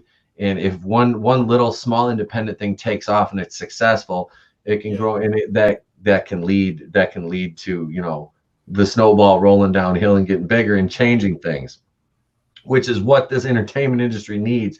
Because number one, we're not getting good quality entertainment. Yes, Keely Chow, and this is what I'm talking about: good quality, not the lack of good quality entertainment. Keely Chow watching Discovery Family at 1 p.m. on either a Saturday or Sunday is also not fun. # Discovery Family sucks. And for those of you who don't know, Alan, I know you probably saw it in the chat before. Keely Chow is waging a war against Discovery Family. I don't know how. I don't think he's losing. I think he's got Discovery Family pretty much right where he wants him right now. He's winning the war against Discovery Family. Hail Leo Red. Here we go. Make entertainment great again. Mega. That's right. Really, just to tell you, there's a group on Facebook for Mega. In addition to, like I've said, also a Doom Scholar Studios group too. We're out there and we're trying to get people's attention. If you want to help, please feel free. Oh, here we go. This is one I wanted to mention too, because I forgot about this. I haven't read this, but Flair X apparently has, because he reads a ton of books. The Galaxy Ascendant series by Yakov Merkin. Now, I heard Jeff from World Class talking about that. I believe it was last year, and I didn't. Is that because there was a Galaxy Ascendant. I can't remember if he did another one, but I do recall that, and I've heard good things. So I'm glad you brought that up, Flair X, because that was another independent project, So that's another one. That's it's still relevant. So that's the things we're looking for, man. And that's why I hope that the Doom Scholar Studios kind of takes off and you guys are able to find a measure of success and gain a foothold. Believe me, we're going to try. We're going to give it everything we've got. It's important to get noticed. It's important to get people talking. Mm-hmm. That's right now what we're trying to do. That's what we need to do. That's exactly what you need to do, man. Let's see. Hail Leo Red. And I saw your video yesterday, and Leo Red was like, well, I won't say where you were. I know where you were, but yeah, that was some insanity you were walking through, big man. That was yeah, I was like, oof, wow, that's no bueno down there. But hey, I need to go check that out. Yeah, he posted a video up, man. That was pretty real. Let's see. Oh, Flair X, about speaking of Yakov Merkin, he says he's Fandom Menace. I thought he was, but I wasn't exactly sure. Well, he's got 7 books out right now, he thinks. So that's a pretty good. He's got a pretty good series going there. Well, good for him. That's good for him. Like I said, that's something if you want to check out. That's the Galaxy Ascendant series, and I believe I don't know if it's on Amazon. Flair X, correct me if I'm wrong. Is he selling on Amazon now, or let's see.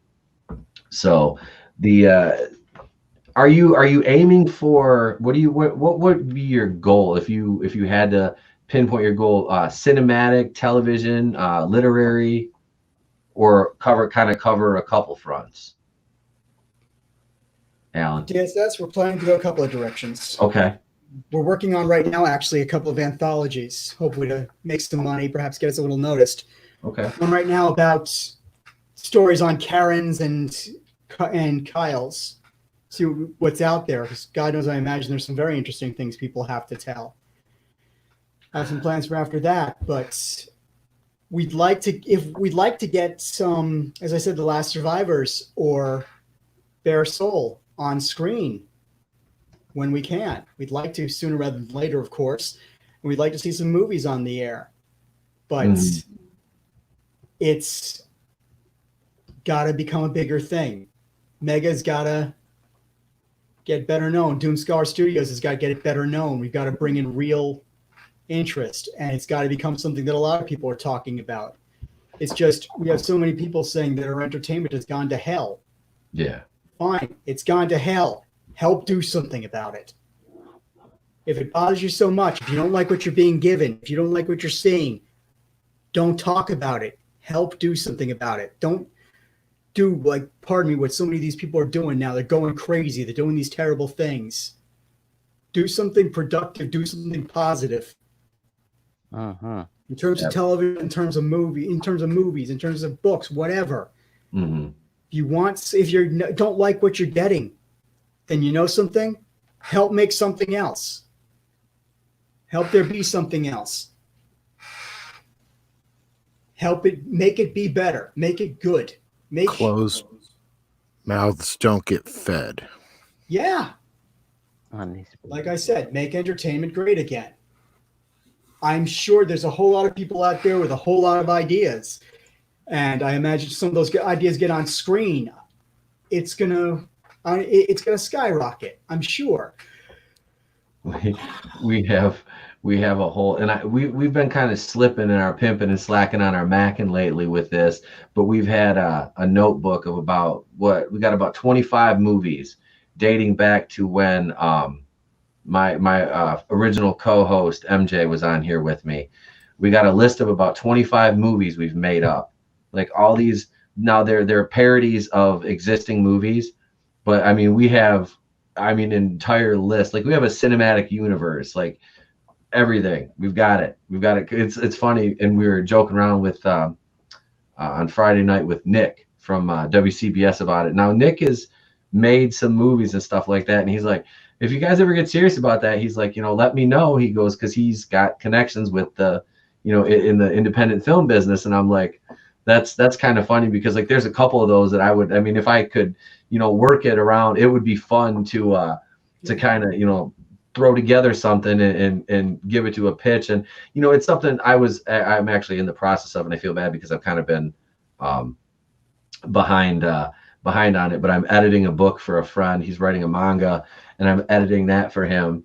And it's something that I've kind of wanted to do for a while, is I've dabbled in is write, either a short story or kind of like a screenplay, or, TV. I would like to get into the sitcom game. That would be my thing. I'm such a Seinfeld fan, like that, like a situational comedy like that would be fun, but it would have to be not on like network television, because my sense of humor is not for network TV.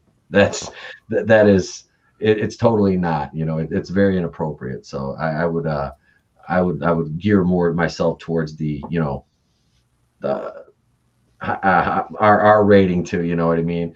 That kind of thing. But no, it's fun though to see like independent creators and their processes that they go through to, how they come up with their projects and the development stage and stuff like that. And I think that's what I've enjoyed about editing so much. I get, and the guy that I'm editing for is like, if you need to make changes, he goes, obviously he's just running by me, but he's been, the first couple of chapters I did, I changed some, a few things around, just help, just kind of, I didn't really change the characters as much as just give them a push where I thought he was taking them, and it just wasn't getting there. So I just kind of said, okay, here you go, give him a push in the right direction. So yeah, that's how it went. No, but it's going good. And like I said, we're a little bit behind schedule, but there's really no time frame on this, so it's able to be kind of gone over with a fine-tooth comb, which is fine with me, because my time is I don't have much free time.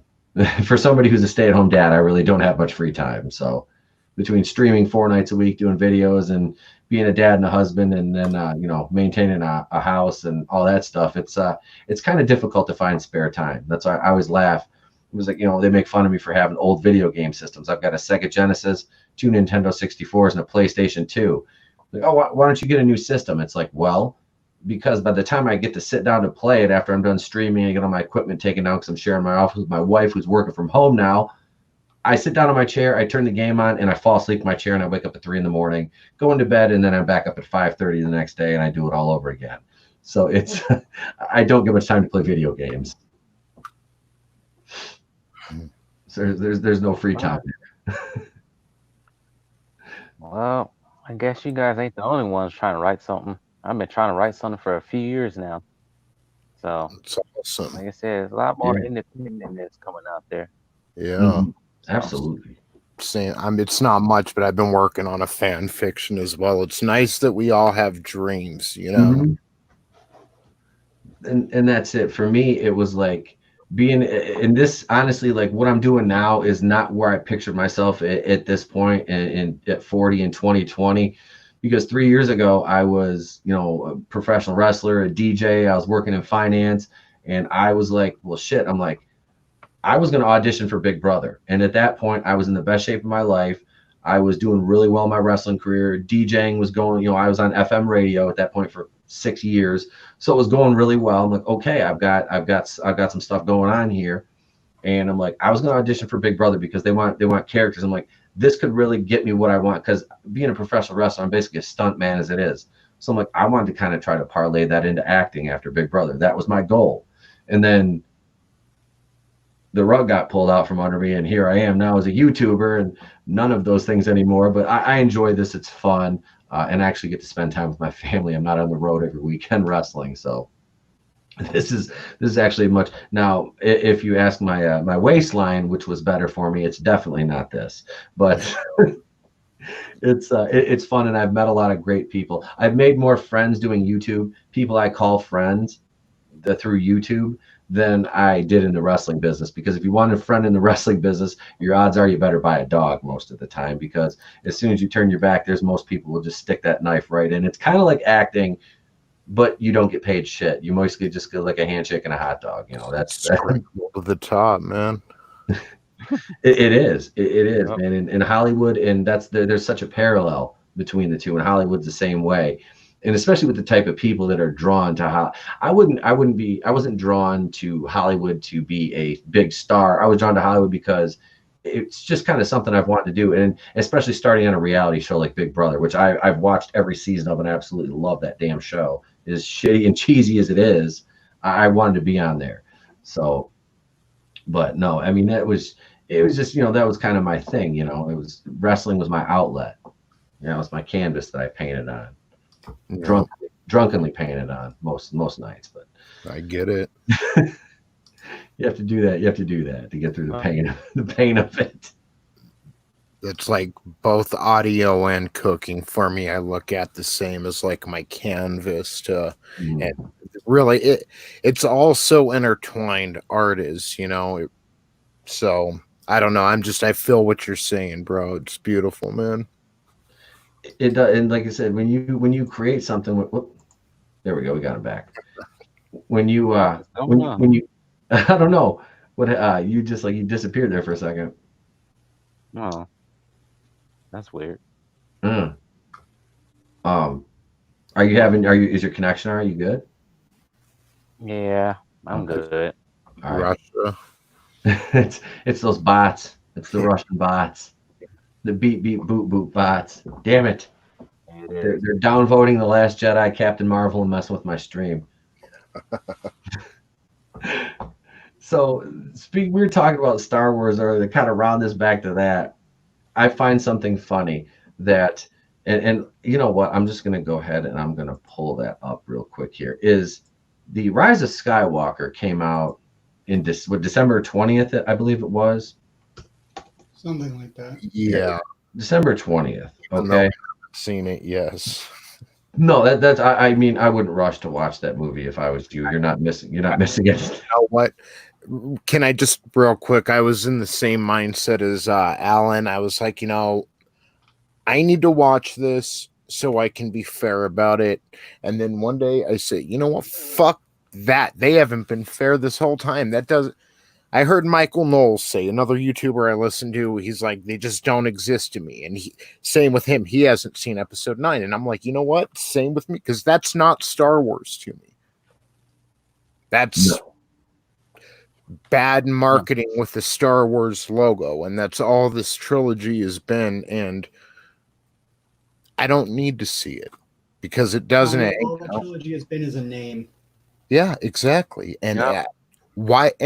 I had one of my best friends in the world text me the other day, like, "What's your problem with Star Wars, man? I just saw episode 9. That was good." And I'm like, it was like The Walking Dead. I'm like, look at the daisies, look at the daisies, and that was that. You know, I can't say too much on the air, but I just, not to go on a rant, but. No episode 9 for me ever. You know, ask me this in a year if I've seen it. That's all I'm saying. Yeah, I watched it. I watched it in the theater opening night, and then I watched it on Disney Plus with my wife and my kid, and I felt bad because like I am very bad. I don't have a good poker face, and I was trying not to influence my son at all, but it didn't work out. So here's what I wanted to show you. Okay, so we're over here on Rotten Tomatoes, which is a garbage website, but we can use it for a frame of reference. 52% score, okay? 483 reviews for Rise of Skywalker. 86% audience score. That score has not changed. It was the same when there was 4,000 verified ratings. Now there's 98,223, and it's still at an 86%. I'm not a smart man, and I'm no math major, but that's not statistically possible. Thank you. That is not possible at all.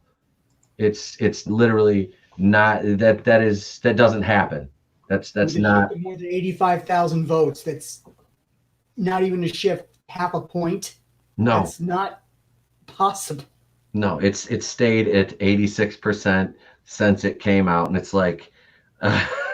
Well, we all know the tragic tale of Rotten Tomatoes, the not so wise, and who owns it, and you know how they move the goalpost for certain things, and it's like, well, I don't think Disney had the clairvoyance to see that the critics were just going to bomb this movie. They thought it was going to be the fans, so that's why they're holding that at an 86, because I do believe the Metascore is much lower. But I just found it hilarious that Rotten Tomatoes, of course, is got Disney's back. You know, they've got their back. Whereas something new just popped on to here. Let me share this one. Let me share this too, because this is a movie that I absolutely love, and it's called Rad. It's about BMX and stuff like that, and it's from 1986, and that just popped on to Rotten Tomatoes, and it's got 7,156 ratings, and it's at a 91. It's one of the most popular movies right now. A critic's score of 0%. So where's the other 9%, or am I? Yeah, it's at a 91% and a 0% from the critics. Is that the top critics, or? That's the total count for critics. There's 5 reviews, and that's Where's it. The other 9%, or am I thinking about Rotten Tomatoes wrong? Like if 91% of the critics scored it positive, where's the other 9%? Yeah, I don't. Somewhere else. It's hanging out, and it's hanging out in the unknown regions with Palpatine on Exegol. It's at the Rise of Skywalker's score. we took 9% from Rad and we put it on Rise of Skywalker. We couldn't have Rad at 100%. I mean, that's how it works. You can't have 51% positive and 60% negative on Rotten Tomatoes, right? It calculates to 100%, right? Yeah. And that's how I've always looked. Yeah. It doesn't make much sense, does it? Where's the nope, man. That's gonna become a whole like social movement. Where's the other 9%? I don't know, but Keely Chow got it right. Even Scott Steiner can't explain it. I need a Scott Steiner math clip right here. That's where I need him going. And you know, Samoa Joe knows he can't beat me because at first you had 33 1/3% chance, and you take Kurt Angle's 33 1/3% and subtract. Yeah, the Scott Steiner math is the best. Can I talk about the greatest missed opportunities in the world? Putting Han, Luke, and Leia together on screen and not sitting down on camera for a conversation with Stephen Hawking and Scott Steiner. Oh, Stephen Hawking talking to Scott Steiner would have been priceless. We would be traveling through time right now. Hail, Men's Room. He says, Hail, brothers. Hope you all having a good evening. Rock on, the Appalachian American. Thank you for joining us, Appalachian American. And if you haven't checked out the Men's Room yet, go on over and check that out. That is my boy, the Appalachian American. He's over there. They're doing their thing. They talk about everything from movies to guns and cars and beard grooming. That is there's a veritable cornucopia of goodness over there on the Men's Room channel. So go check them out.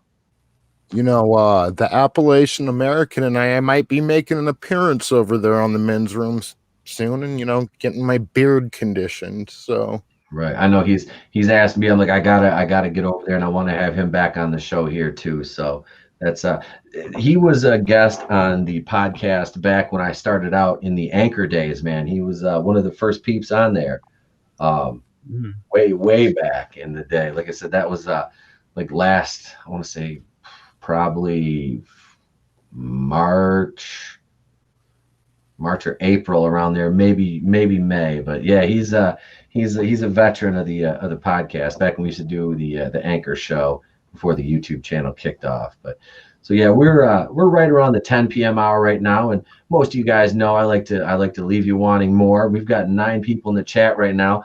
I want to here we go. He says y'all are welcome, open door invitation. Well, thank you, man. We'll be in touch. I'll DM you on I'll hit you up on Facebook. Wait, DMs are Twitter, PMs on Facebook. Got to remember that. So I'll shoot you a message on Facebook, brother. I'd like to thank everybody in the chat this evening. Flair X, Keely Chow, the Men's Room, Manliness and Motivation, Leo Reds here, Ray's Double Dong, said Flair X. That's Admiral Tiberius, of course. Hail to thee, sir. So yeah, we've had it's been a great show this evening. I'd like to thank our guest, Alan from Doom Scholar Studios. Thank you, sir. Go ahead and plug everything one more time if you want to. Yeah, folks, like I said, Doom Scholar Studios. We've got a group on Facebook, doomscholarstudios.com. And I will also mention once again, remember Mega. It's got a good sound to it. Help make entertainment great again. If you want to use it on Twitter. I'm not on there myself, but just want to get the word out there. We need people talking about this, and I need people talking about my company. It's the only way we're really going to get anywhere, and it's the only way things are going to change is if we actually start making enough noise that people are willing to hear. That's absolutely right, man. Thank you. I appreciate you coming on this evening. It's no problem. Glad to be here. Tony, what do you got coming up, brother? Go ahead. Everyone go check out my channel, Tony Tone Deaf.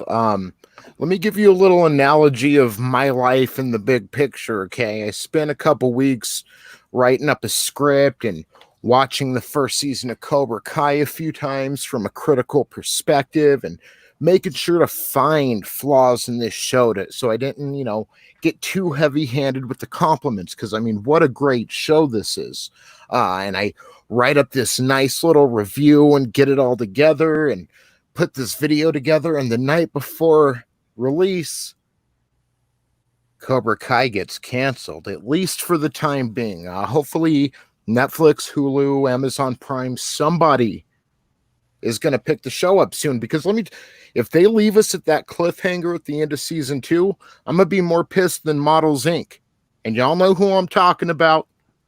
I know who you're talking about, Models Inc. I was pissed. They left the first season on that cliffhanger and never came back. Bro, this is even worse.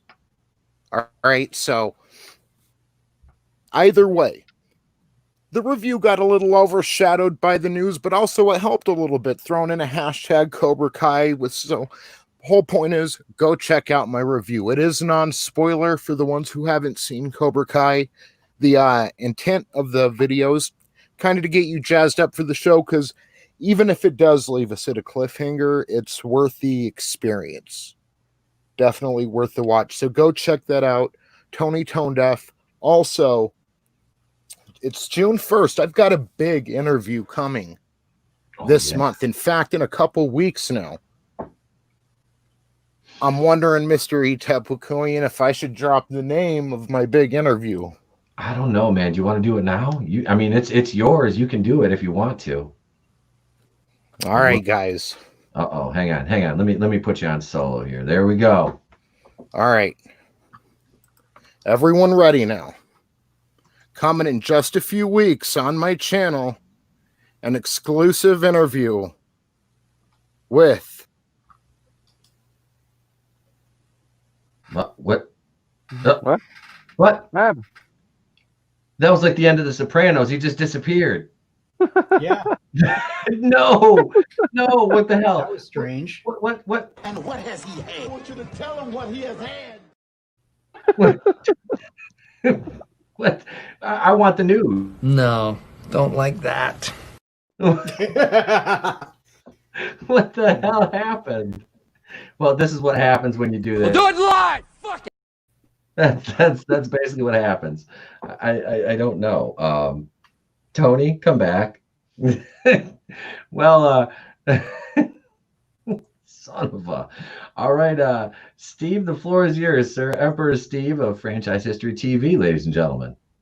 Oh man, that was hilarious. I'm not expecting that at all. What did I got? Work. Yeah, I got a lot of work to do, meaning outside of the YouTube channel. So I just started a new job and everything. But I did get 2 videos done. I have 2 movie reviews coming out. But I think after that, it's pretty much downtime for me because I gotta have the new job. And then I also have some more scripts I need to get done. Because hopefully the movie theaters will open back up. Are the movie theaters opening back up anytime soon? Are they? They're getting close. One of my new scripts has something to do with Wonder Woman, so I'm trying to get that done. And I'm also starting another channel pretty soon, so kind of swamped right now. But yeah, that's what's going on for me so far lately.